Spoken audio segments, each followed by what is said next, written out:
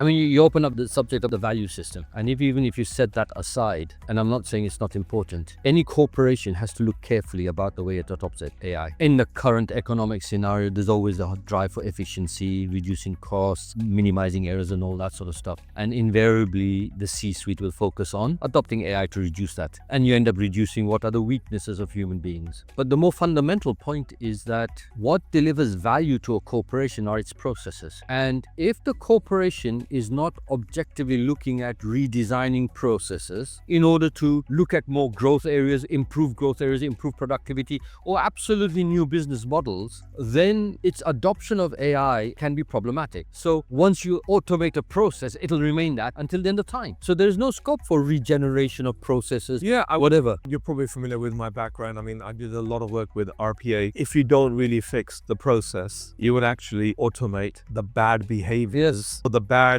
process flows, so nothing will actually change. So with AI, it's very important to make sure that the processes are fixed. But I just want to take a step back. There is a very important point that I think corporations, enterprises, businesses, they fail to actually understand. The way they look at AI is like any other technology. Yes, it's not. That's right. And the attitude is bring a vendor in, here's a use case, make it work. And this approach is actually leading to failure. Yes. I mean, majority of the pilots actually don't scale because when they realize we have a fundamental problem here, the ROI doesn't stack up. Or we have an ESG policy that's talking about being carbon neutral, and this is actually becoming so intensive that it's increasing my carbon footprint. So people, they need to take a step back and really understand AI. And in that context, you need to have an AI strategy that's integrated with your corporate strategy so that the C-suite can make the right decisions. Otherwise, they are going to make wrong decisions, and in some case, catastrophic decisions, which you have already seen in the media. Yeah.